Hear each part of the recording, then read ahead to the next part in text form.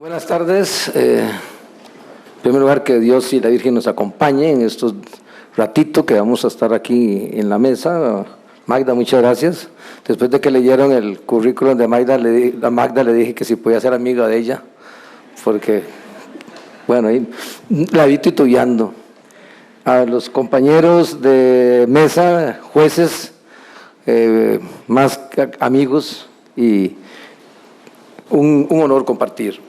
Yo quisiera hablar un poquitito de los procesos monitorios que le pedí a Magda de alguna manera para acompañarlos a ustedes en esta mesa de hoy.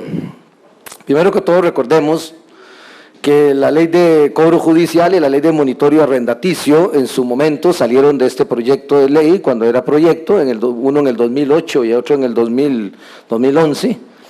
Por lo tanto, esas dos leyes quedan automáticamente derogadas y pasan de nuevo o regresan como a su estado original, que es el Código Procesal Civil. Desde luego que estas dos leyes quedan vigentes durante este periodo de vacancia legal.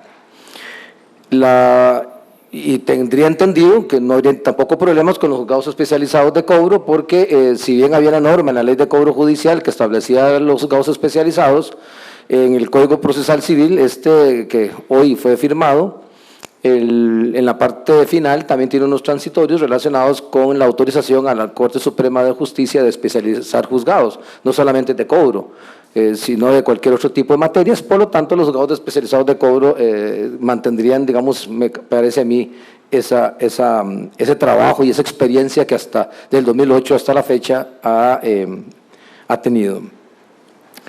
Su derogatoria, y eso es donde me quiero concentrar un poquitito, su derogatoria de estas dos leyes, ¿qué diferencias van a tener al incorporarse al Código Procesal Civil? Bueno, en primer lugar, un tema de ubicación. La parte de trámite del monitorio, sobre todo el monitorio dinerario, queda regulado en el artículo 110, concretamente en el artículo monitorio dinerario, en el artículo 111. Y esto porque la ley de cobro, repito, fue sacada en porciones de todo el proyecto del código.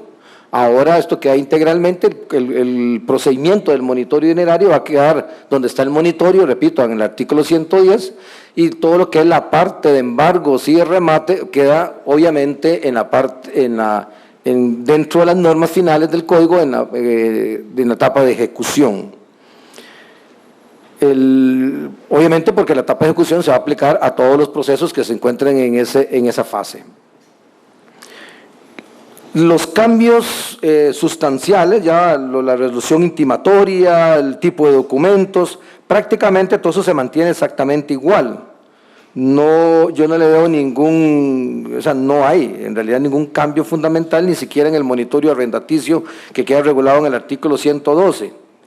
Quizás por alguna experiencia, yo diría que el problema que se tuvo con la ley de cobro judicial y que se resolvió con el proyecto, yo podría enumerar por lo menos dos. Por un lado, el proceso hipotecario en la ley de cobro judicial, y siempre ha sido así tradicional en Costa Rica, que el proceso hipotecario nunca ha tenido plazo para oposición. Y la jurisprudencia siempre lo ha regulado, lo ha limitado por lo menos por regla general, pero por jurisprudencia, hasta la fecha del remate. Aunque por ahí en algunos juzgados fuera de San José lo han limitado a los 3 días. Lógicamente en una forma equivocada, porque los 3 días es solamente para la falta de competencia por razón del territorio, aplicando analógicamente el artículo 34 y 37 del CPC actual. Con la promulgación del código, el problema se resuelve porque en el proceso hipotecario, concretamente en el artículo 168, se le concede un plazo específico de 5 días al proceso hipotecario para que se haga la oposición vía incidental de la falta de exigibilidad, falta del pago y la prescripción. Con esto resolvemos un problema muy interesante, porque entonces ya la parte actora no tiene que esperarse hasta el día del remate para ver si el demandado se va a oponer o no, porque el demandado estaría obligado a oponerse entre los 5 días siguientes a a la notificación y tendría que poner incluso las excepciones procesales que podrían tener el hipotecario como la falta de competencia. Eso, repito, le da una gran solución al tema. Otro problema que se tuvo con la ley de cobro se relacionaba con el tema del remate, es concretamente con la adjudicación automática, porque hay un vacío y vamos a ver si eso se va a poder resolver con este código, porque la adjudicación automática, bueno, vamos a ver, el acreedor de grado preferente no tiene que depositar hasta capital más el 50, eso se mantiene, pero cuando supera capital más el 50 tiene que depositar. Ahora, si él deposita y ofrece más de lo que se le deuda y no deposita la diferencia entre lo adeudado y lo que termina ofreciendo, el remate se declara insubsistente. Y ahí yo no le veo problema porque como hizo un depósito para participar, queda sancionado. El problema más grave que se da aquí es con la adjudicación automática, porque si la adjudicación es automática y el monto de la adjudicación automática supera lo adeudado y como no hizo ningún depósito, la norma queda abierta de que se declare insubsistente, pero sería una insubsistencia para poder ordenar el remate de nuevo, pero sin ninguna sanción porque este adjudicatario automático, como es automático por la vía del remate fracasado, no hizo ningún depósito. Ahí podríamos tener problemas especialmente, digamos, con las municipalidades que las cobran sumas muy bajas y que el monto de la base es muy alta y que la adjudicación automática, aunque sea por el 25% de la base original, siempre va a ser superior al monto adeudado. Y si no depositan la diferencia entre lo adeudado y el monto de la ejecución automática, se va a aclarar insuficiente el remate, pero sin depósito. Bueno, por lo menos nosotros le habíamos tratado de dar otra solución distinta a esto, me acuerdo en algunas de las versiones del código, sin embargo no prosperaron. Y pareciera que se quedó por la vida ese. Hay una idea que a mí en lo personal me interesa también recalcar, o dos más, por aquello aprovechar el tiempo. Una es lo que dispone el artículo 3.5, que alguien podría pensar, ¿qué tiene que ver el 3.5? Que se refiere a la indisponibilidad de las normas procesales con el tema de los monitorios. En realidad no es tanto con el tema de los monitorios, sino con todos los procesos en etapa de ejecución, porque todo lo que es el remate y todo lo que es los embargos tiene que ver con cualquier tipo de proceso en etapa de ejecución. Y esta norma, el 3.5, dice que las normas procesales como reglas son indisponibles, pero si leemos las últimas tres líneas, dice, salvo los supuestos de mecanismos alternos de solución de conflictos, sumisión de competencia, y aquí viene lo interesante, ejecuciones extrajudiciales. Esto significa de que de alguna manera este código le está dando un valor importantísimo al principio expositivo relacionado con que las partes son las que manejan el proceso y por lo tanto las partes podrían pactar en cualquier tipo de proceso ejecuciones extrajudiciales.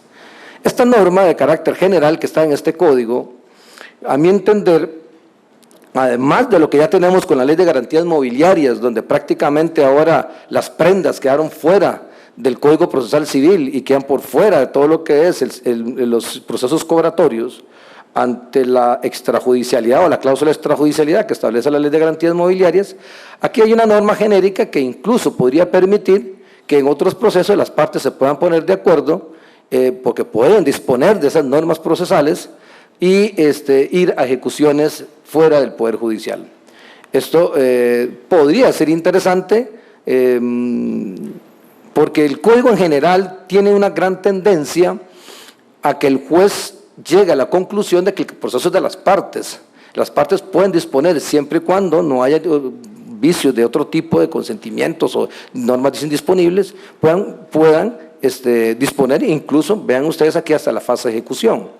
En algún momento también se había hablado de que el Poder Judicial especialice juzgados en materia de ejecución y dejar que los jueces se dediquen a la parte del contradictorio, dicten la sentencia y que la ejecución esté en manos de juzgados especializados con todos los recursos materiales y humanos para ejecutar más rápidamente. El otro tema, no sé cómo ando con el tiempo, pero otro tema que me parece muy importante resaltar es que en la resolución intimatoria, tanto del monitorio dinerario como del monitorio arrendaticios, el código lo tiene en 5 días, Ustedes saben que la ley de cobro y la ley de monitoreo alimenticio lo tienen 15. Esos 15 días que tienen las leyes actuales nunca estuvieron en el proyecto del código, siempre han estado en 5. El plazo para oponerse en un monitorio y ahora en un hipotecario. Las actuales normas están en 15 y alguien podría decir por qué se bajó a 5. Repito, siempre han estado en 5. Los 15 días fue un tema de debate cuando se promulgó y se sacó la ley de cobro judicial y se dijo en aquel momento que 15 días era un tiempo suficiente y razonable porque se iban a cortar los plazos y que el demandado tenía derecho a defenderse. Pero ya con el código promulgado en su integridad, no queda muy claro, porque todo tiene que ser armónico, de que, por ejemplo, los sumarios tengan 5 días y el monitoreo 15, para efectos de oposición. Entonces, también entendamos esto de que el plazo ahora no es que se rebaja a 5, sino que el plazo queda, como estaba establecido desde un inicio, en un código donde se pretende que el ordinario es el que tenga el plazo mayor en emplazamiento, pero los demás procesos tengan plazos más cortos, porque no tiene lógica que el ordinario tal vez tarde menos que un proceso especial o un proceso. Entonces se pasa a 5. Yo quisiera también explicarles a ustedes de que el código no establece ninguna clasificación de procesos, ¿verdad? Ni en especiales, ni en de conocimiento, ni de ningún tipo. Creo que algo había comentado yo el lunes pasado. Insisto en este momento de que el código en el libro segundo lo que establece es una lista de procesos, ¿verdad? Empieza con el ordinario, sumarios, monitorios, sucesiones. Esto es importante porque el código no desea establecer fórmulas de qué tipo de proceso estamos. Entonces el monitorio es un proceso más que se incorpora con una idea muy clara, donde la oposición es totalmente restringida. Entonces eso de clasificar el proceso, si es de conocimiento, si es invertido o si es especial o de qué es un tema que se puede quedar para las aulas o para el análisis o para alguien que quiere escribir, ¿verdad? Pero lo que sí es cierto es que el proceso monitorio nosotros tenemos que quedarnos muy claros en nuestras cabezas que es un proceso diseñado para aquellas pretensiones que por su naturaleza documental la oposición es totalmente restringida. Y al ser totalmente restringida se supone que no tienen oposición. Y si la hay, es una oposición muy, muy, muy restringida. Esto es de suma importancia porque no podríamos establecer que un monitorio se convierta en oposiciones muy amplias, en oposiciones incluso hasta, puede darse el caso, porque seguimos trabajando con la sección de falta de exigibilidad, tanto en el monitorio como en el hipotecario, donde se podría analizar la relación causal. Nosotros, el código permite, igual que la ley de cobro, analizar la relación causal, pero eso es muy excepcional, y quizás como yo sé que por ahí anda ya sacándome la tarjeta amarilla, voy a dar una opinión final, muy personal, y ya mucha gente la conoce en relación sobre todo con los monitorios, y quizás esto sirva ahora con este código en forma general. Yo sí apoyo obviamente la oralidad, creo que es un sistema donde con los principios propios de la audiencia es fenomenal. Sin embargo, no creo, y lo he dicho en muchos lados, yo no soy un enamorado empedernido de las audiencias orales. Si la audiencia oral a mí me atrasa más la solución de un caso, yo no tengo por qué estar tan enamorado y ajustado a la audiencia oral y menospreciar la escritura. Yo sigo pensando que, como ocurre en la actualidad, que todavía hay jueces que lo citan a una audiencia oral para resolver una falta de competencia donde incluso la parte actora ni la contestó o estuvo de acuerdo. ¿Para qué esperar en razones de agenda o que lo agenden a uno a 6 meses plazo para conocer una audiencia, una liquidación de intereses, cuando eso lo puede resolver por escrito en una audiencia por 3 días y nada más hacer y revisar números? Entonces yo sigo creyendo que la audiencia oral, inclusive en los procesos monitorios, que es de carácter discrecional, es solamente para conocer la oposición fundada material, la que podría complicar la resolución intimatoria. Es decir, cuando hay prueba idónea de la falta de pago, el pago, prescripción fundada en falsedad o la falta de exigibilidad. Pero enviar a toda audiencia, simplemente porque estamos en un código oral y estar tan enamorado de la audiencia, que todo lo queremos llevar a audiencia hasta secciones hasta la gente en donde se allana, me parece que vamos a caer en un contrasentido donde entonces un código que nace con la idea de agilizar el proceso, todo lo queremos mandar a audiencia, entonces vamos a tener agendas con audiencias para el 2030, será. Y a mí me parece que eso tenemos que evitarlo.